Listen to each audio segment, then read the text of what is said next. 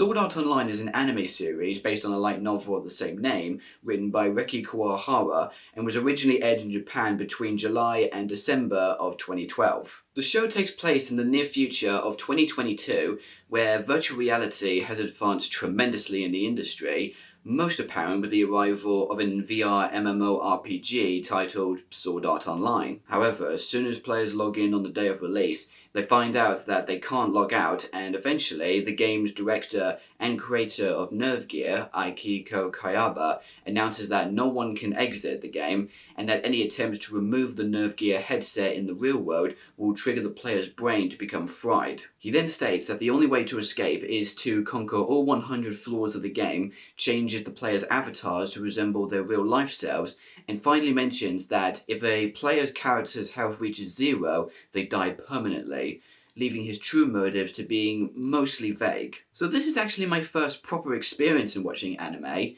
I have watched a plethora of anime movies and other materials that were, let's just say, less mainstream, but never actually watched an entire series, and I wanted this one in particular to be my first since I've had eyes on it for some time. Though as I started to dig deeper into the fandom of anime as a whole, I started to notice that despite its rather large popularity, it seems as though not a lot of people like Sword Art Online, and coming from someone who tries to stay cautiously optimistic, I wanted to reassure myself that my time would not be wasted, and just form my own judgment without loud people on the internet to disrupt it. And now, after knowing years about its existence and finally checking out the first season as a whole, all I can say is that it's good. Not everything in it is top tier material, but I wouldn't say it's the worst thing either, because when those few great moments happen, they really deliver, based on my experience. First off, the show mainly focuses on the journey of Kazuto Kirigaya, titled in the game world as Kirito, conquering and interacting in the world of Aincrad. He was also one of the 1000 beta testers of the game, thus his knowledge and skill levels are much higher than most players. A lot of people have criticised Kirito for being too near impossible to defeat, and that his other physical and mental traits outweigh any possible flaws that fail to make him as a fleshed out character. Honestly, I think these people have failed to realise how Kirito's actions and consequences have led to impacting himself as a player, as well as others around him. Yes, he is incredibly powerful, but also, during most of the first half, he prefers to be alone. A large chunk of that has to do with the unfortunate incidences he's faced whilst being in a group, and just doesn't want to be responsible for another player's death. Also, for some weird-ass reason, people have complained about Kirito's supposed capability of winning over certain players.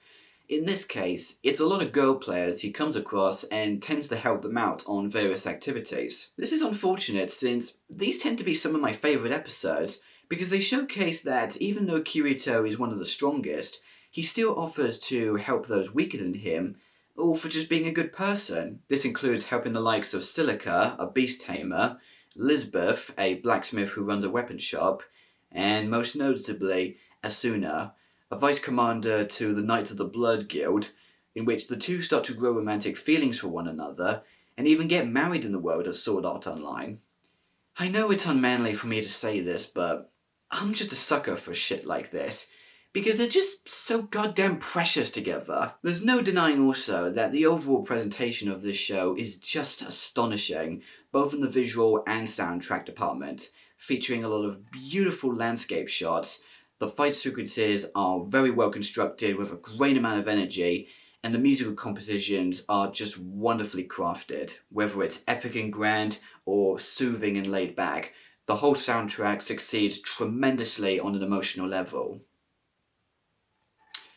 Too bad that same amount of praise can't exactly be said about the second half of this series, which, may I warn you, will contain spoilers. So basically, after Kirito and Asuna are assigned to tackle another boss after their long time off, they discover that the game director Akihiko Kayaba himself has been a player this whole time, and has programmed himself to be impossible to defeat. He then offers to battle Kirito without any assistance to see if he's capable enough to beat the game and save everyone.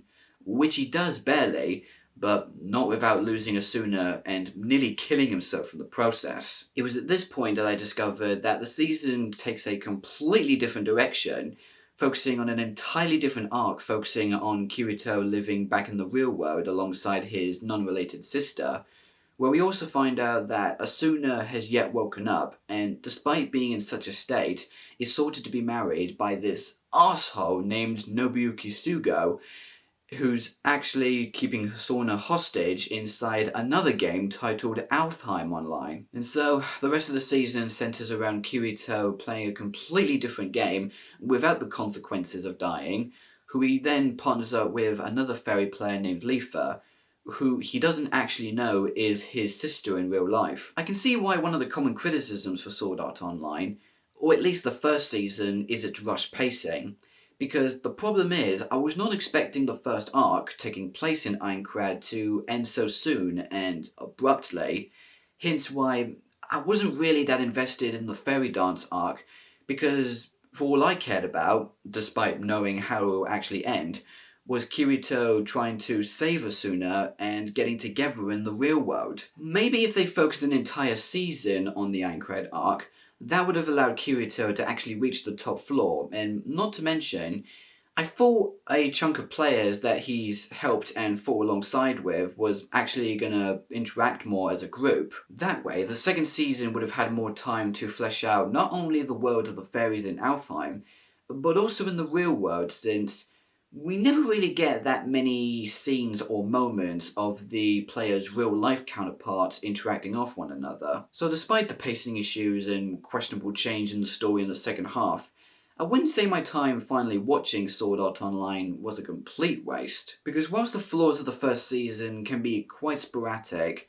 there are still so many good things to it that are so strong that it makes it worthy enough to check out. Coming from someone who is heavily into gaming, the setting and how the world works is fascinating, the presentation, once again, is absolutely top-notch, and the characters, whether briefly or take center stage, are a delight to watch, including what is said to be one of the most recognizable and popular couples in anime history. But that's only coming from someone who's a bit of a hopeless romantic and just loves that kind of shit. I'm gonna give Sword Art Online a 7 out of 10. If anyone who has seen future seasons as well as the movie and thinks it's worth watching, feel free to let me know in the comments, since I feel I may be missing out on better material in the franchise. In the meantime though, to avoid feeling anxious and paranoid, as I tend to do when in the middle of watching these drama-heavy shows, I'm also open to any recommendations of anime that are a bit more light-hearted and easygoing. But anyway, thank you so much for watching. If you're interested in checking out some of my other content, then feel free to click on the links that are on screen right now. And if you want to stay updated for when I upload next, click right here to subscribe to my channel. Until we meet again, hope you all have a great remainder of your day, stay safe out there, and I'll see you all later.